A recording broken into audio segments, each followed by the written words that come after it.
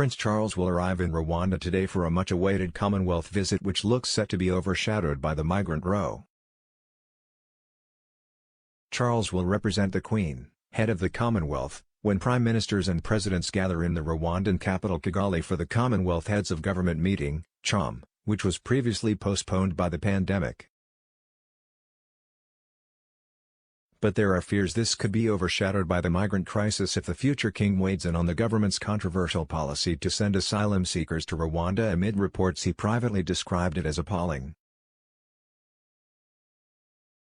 A source said it was quite awkward for Prince Charles to be visiting Rwanda at the same time the row continues to rage. Another told The Telegraph it was a challenge to get the Commonwealth message through at the best of times. The Times reported Charles had expressed his opposition to the policy several times in private and that he was more than disappointed by it. At the time, a Clarence House spokesman said, "We would not comment on supposed anonymous private conversations with the Prince of Wales, except to restate that he remains politically neutral. Matters of policy are decisions for government."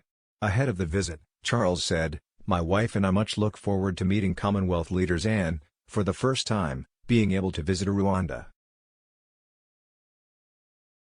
Over the years, I have learned a great deal from the ideas, concerns and aspirations which people across the Commonwealth have so generously shared." The Prince also hailed the potential of the Commonwealth to make a difference on issues like climate change or providing opportunities for young people.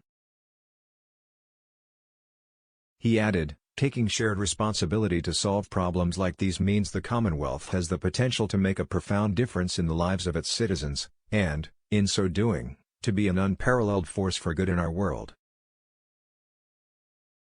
The future king, who will be joined by the Duchess of Cornwall, will carry out a full day of engagements on Wednesday when he will meet survivors and perpetrators of the Rwandan genocide. In 1994, hundreds of thousands of members of the Tutsi community were slaughtered in Rwanda by ethnic Hutu extremists.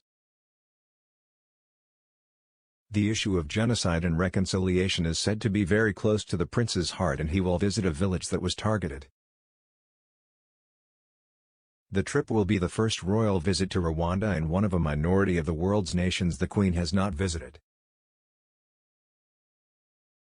Charles has been encouraged by former Rwandan footballer Eric Murangwa to visit a church outside the Rwandan capital where the remains of tens of thousands of genocide victims are buried. Mr. Murangwa was sheltered from the killings by teammates, and Charles made him an MBE in recognition of his efforts raising awareness of the genocide against the Tutsi. He is the founder of the organization Football for Hope, Peace, and Unity. In April, Mr. Murangwa was invited to watch as the prince planted a tree at Dumfries House in commemoration of the genocide victims. CHOM will take place in Rwandan capital Kigali following its postponement in 2020 and 2021 due to the COVID-19 crisis. Charles last represented the Queen at the event in Sri Lanka in 2013, a move that was interpreted as preparation for his future role as monarch, and in 2018 he was appointed the monarch's designated successor as head of the Commonwealth. The event, which is usually held in a different country every 2 years, brings together leaders from the 54 Commonwealth nations.